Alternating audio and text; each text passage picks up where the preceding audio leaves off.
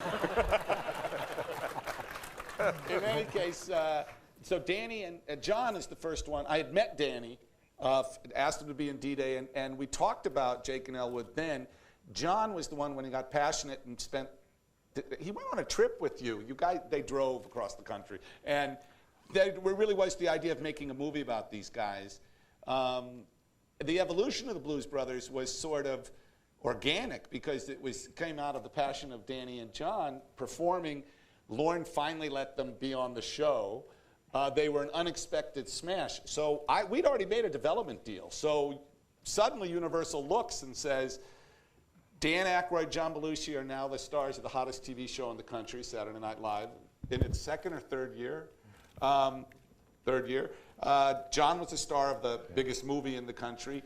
And Briefcase Full of Blues, that was the shocker. That was the live album recorded when they opened for Steve Martin. That's right. And that still is one of the top-selling rhythm and blues albums of all time.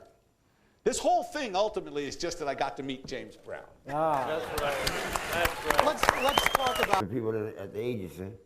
And I watched Saturday Night Live, so it wasn't really, it wasn't that strange to me. But the only thing was strange is I had to be a minister, and I couldn't say, ow, I feel good.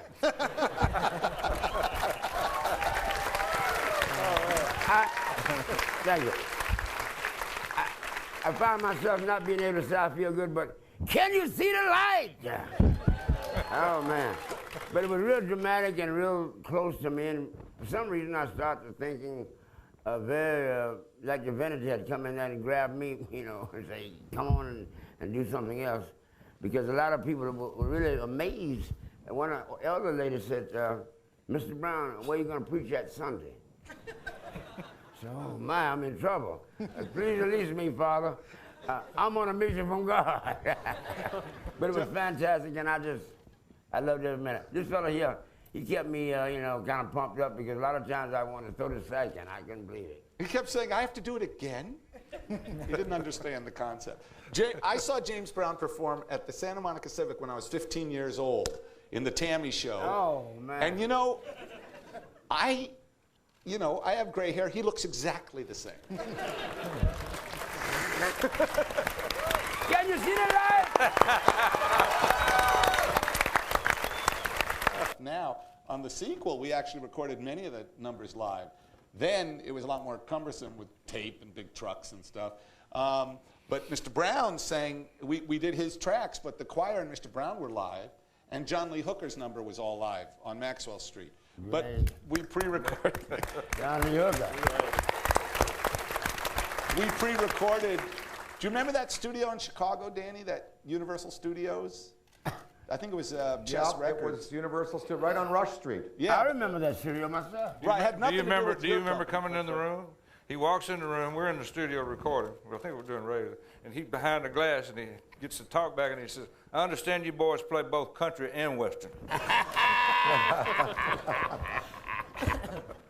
But we pre-recorded in Chicago, and then Elmer Bernstein did a little piece of God music, which he did for Cecil B. DeMille and Dan Aykroyd. He did. talk about the Blues Brothers without talking about John Belushi.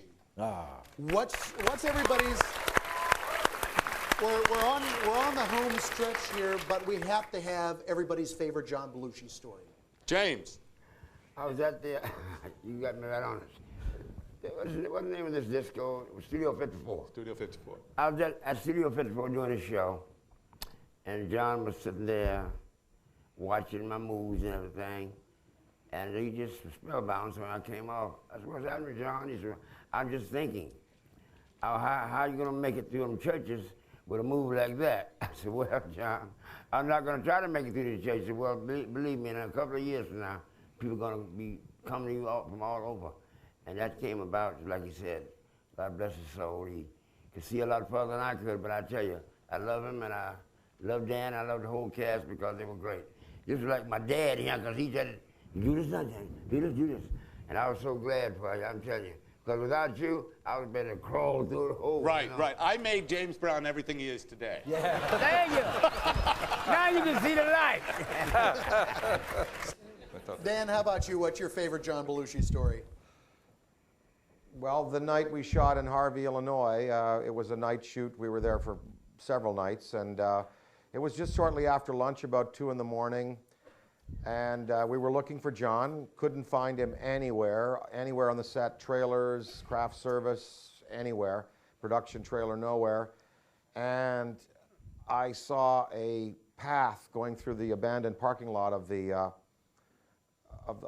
mall there, and I believe, Gwynn, you were with me. My friend Ron Gwynn is here, who was with me through a lot of the Blues Brothers, and we walked to a house that had a light on in this suburban area around Harvey, Illinois. It was the only house that had the light on, and just on a whim went up to the front door and knocked on the door, and the guy comes to the door. He says, yes, and I said, I'm with a film production crew over here. We're looking for one of our actors. Oh, John Belushi? Yeah, he's here. He raided my fridge. He's lying on my couch. And he'd come into the house and taken the guy's food and ate standing up and drank something, and he was crashed out completely asleep on the couch. You remember that, John, don't you? What did you call Johnny? Tell him what you called Belushi. America's greatest, America's guest. America's guest. There you go. Right. Danny You also could go said, anywhere. He said a wonderful thing. I watched the bonus stuff on this DVD, in which you are all very well spoken, by the way. And Danny said a wonderful thing about John. I don't know if you remember, but he said that John was a very, very good man and a very naughty boy. That's right. Jim That's right. Belushi said, How'd it go? and you were there when he said, this always impressed me, he said, my brother, he said, is the only guy I know that had 3,000 close friends. That's pretty cool.